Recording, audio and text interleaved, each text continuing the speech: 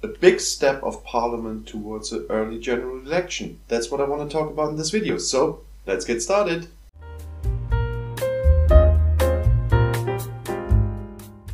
Hi, I'm Mark. Welcome to my channel and welcome to another very exciting Brexit day. Today Parliament had to decide about the fate of an early general election. And I'm gonna lead you through that day. But first, before we get to the election part, the Speaker John Bercow was asked, in case the general election will happen, which would mean that only a few days of this Parliament are left, if he would just stay in office for 2 more days or 3 more days instead of having a Speaker election in this short days as well. It obviously makes sense from some points of view. For the one side, it's not taking time away from all the important business they would have to get through until Parliament is dissolved. On the other hand, if a new Parliament votes for a Speaker, it will possibly be a completely different Speaker as if Parliament would vote now. So John Bercow didn't say no, but he said he wants to discuss it with all the candidates and then make a decision. But as far as I got it, he will make a decision within 24 hours, so we will know soon. Then it was necessary for the leader of the House, Jacob Rees-Mogg, to make a business statement in which he brought in a business motion, because a lot changes if they just want to have a quick bill on a day, and so he had to do that. And so he brought up a business motion for a short bill on an early election, different to a motion on the Fixed Term Parliament Act. A short bill on an election would only need a simple majority. It can be amended, but in the business motion Jacob Rees-Mogg brought up, there was a part in there that said it's not possible to have backbench amendments on this motion, on the election motion, not the business motion, because it's such a simple bill. And he already gave information. If the election motion for the 12th of December would go through, it would need royal assent until the 5th of November, and Parliament has to be dissolved on the 6th of November. Those are important dates then for the continuing of this process.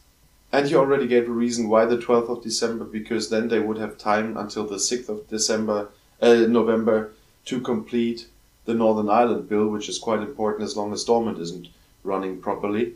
And that is quite something I can understand, because that bill is really needed.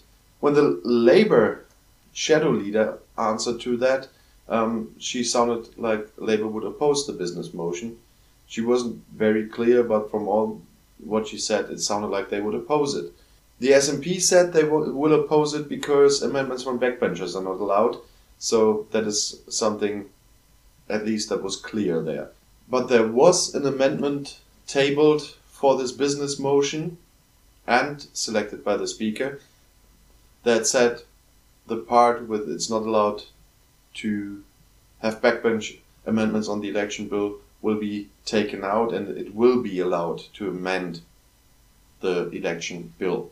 And first of all, they voted on the amendment, of course, and the result was yes, 312 and no, 295. So that means this amendment got through, and it was allowed to put amendments on the election bill. This amended business motion then passed without division, so there was no big discussion then. Of course, there were no's, but not nearly enough to cause a division. Then in between, John Bercow, the Speaker, made another announcement, because he obviously had the legal statements he needed for that at that point of time. In one other video, I talked about that bills will just go through with a wash-up, directly leading to the dissolving Parliament. And I told you that some MPs are afraid that the withdrawal bill might end up that way and go through Parliament just by wash-up. John Bercow stated that the withdrawal bill, because it only had the second reading, does not qualify for wash-up. In a very technical term he said that, but that's what I'm translating into that. And so that won't happen, so that fear is gone, and so that is not a reason to block the election. And just for the information of everyone, then he said that amendments will be possible through the whole committee stage, which will come later on. But first, they had to go to the second reading of the election bill. And obviously, Boris Johnson, the Prime Minister, opened that, and he said the election is needed to get Brexit done. He means his victory in this election, obviously. During this debate, I won't go that deep into that debate as I did yesterday. I just bring you some pointing parts of it because a lot was said yesterday already that came up again today. But while Boris Johnson was speaking in the interventions, there were a lot of side battles opened that didn't have anything to do with the election bill, and so I leave them out. Boris Johnson just made clear that it's time to refresh the parliament and to give people a choice, and that will be the job of a new parliament to bring the withdrawal bill through within a few weeks. And at that point of time, before Jeremy Corbyn spoke, he still said SNP and the Lib Dems are now clearly for an election. Only Labour is still scared, but he admitted that he hasn't heard Jeremy Corbyn yet. And Jeremy Corbyn was obviously the next one to speak, and he clearly stated he wants an election, because now no deal is off the table for the moment. That's what I say, not what he said. And so an election can happen now. But there was a small revolution there from other Labour MPs, because one made an intervention and said it's absolutely wrong to have an election now. You will vote against the election because no deal is not off the table in case Boris Johnson wins a majority. So from this point, we knew not all Labour members would vote for this bill. And last thing, Jeremy Corbyn stated that he wants voting age of 16, and they put up an amendment for that, and he wants UK citizens to vote. For that part, the voting age of 16 is even more complicated than the UK citizens, because usually EU citizens are already registered for local elections and for the EU elections, so that would have been easier. Then came Ian Blackford from the SNP. He also stated they will support the election. He also stated they want voting age of 16, and they want EU citizens to vote as well, like it is custom in Scotland already. And he brought up the point with the EU citizens being registered already for other elections. But then Jo Swinson came from the Lib Dems, the leader of the Lib Dems, and she said, we're not going for the voting age of 16 on this election because of the known issues there with registering, not having enough time, and so on and so on. But she still wants it for future elections, but she wants to have to get this into law in a proper way. But she clearly stated that the Lib Dems will vote for the election. It was a long debate, but that was the core of what was said, so I won't hold you much longer there. Then the second reading came to a vote, and it didn't even come to a division because, of course, there were no votes, but nearly not enough to cause a division. So it passed right to committee stage. In this special case today, because they are doing this all in one day, it was the committee of the whole House, and there it was the time for the amendments on the election bill. And there were many amendments selected. The voting age of 16 or an amendment on voting for EU citizens haven't even been selected by the Speaker. So the only major issue that was left was the amendment according to date. There was one amendment to change the date to the 9th of December. That was the original date from the Lib Dem SNP motion they tabled, but the government didn't choose. And I'll concentrate on that amendment. Another one from the government just was that the registration date will be set the same in all parts of the country, so they can make nationwide information that points to the same date. So there was no big issue to be expected, and so I can leave it out in my explanations now, because the amendment according to the date caused almost a 2-hour discussion there, and it caused a division. And as it comes a bit as a surprise and a bit not as a surprise, because I talked about what consequences it might have to amend this motion in important parts, the yes votes were 295 on this amendment, and the no votes were 315. So this amendment did not pass Parliament. Only the smaller amendments with the date for registration and stuff like that. But not this important amendment. So the bill was still set on the 12th of December before the third reading. And the bill in the committee stage got through without a division as well. So it finally tonight, and it came to the third reading. I say tonight because now when I'm filming this, it's past 10 at night in Germany. That's why you are going to see this on Wednesday. I won't be able to get this finished early enough today to upload it on a reasonable time. So I will publish this on Wednesday morning, and I hope you're still interested. The third reading was a very short thing. They just got right into the division, and it was an interesting vote. Yes, 438, no, 20.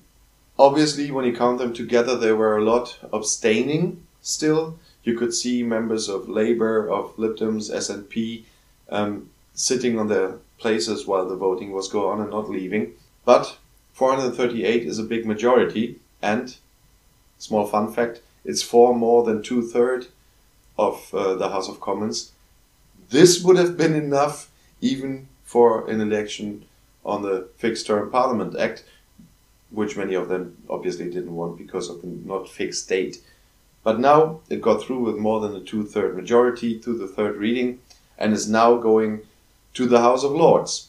And if there is no big trouble with it, and it's only about an election of the House of Commons, it would be really unusual if the House of Lords would make amendments there, and it wouldn't be, to be honest, not a good style if they would amend anything on that one. And so there's a lot of hope that they won't amend it, that they won't make any trouble, and they won't keep it too long. So royal assent can be reached by November the 5th.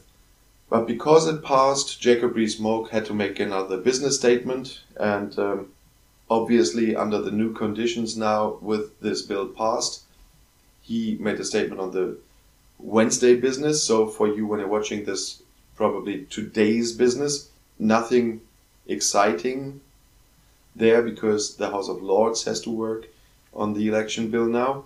But the one important part was that on Wednesday he will make a business statement again for the rest of the week.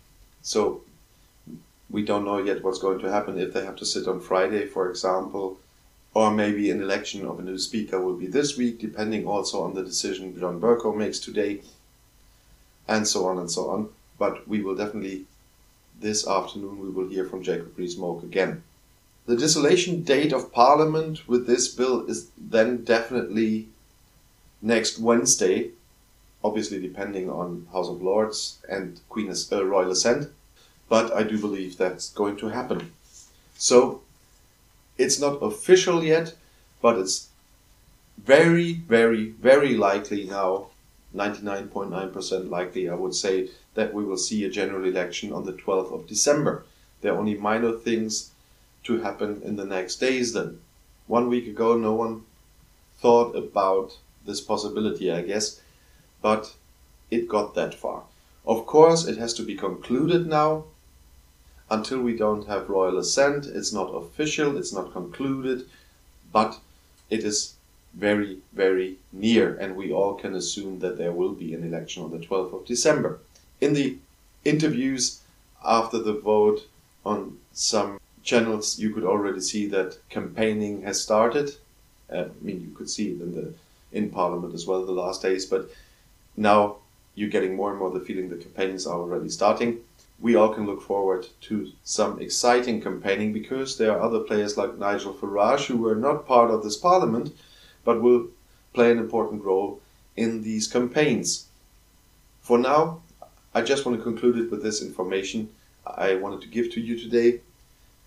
We will see us again very soon, I'm absolutely sure, because tomorrow I'm going to listen carefully to what Jacob Rees-Mogg has to say, and I'm quite sure I'll soon make another video before the weekend even.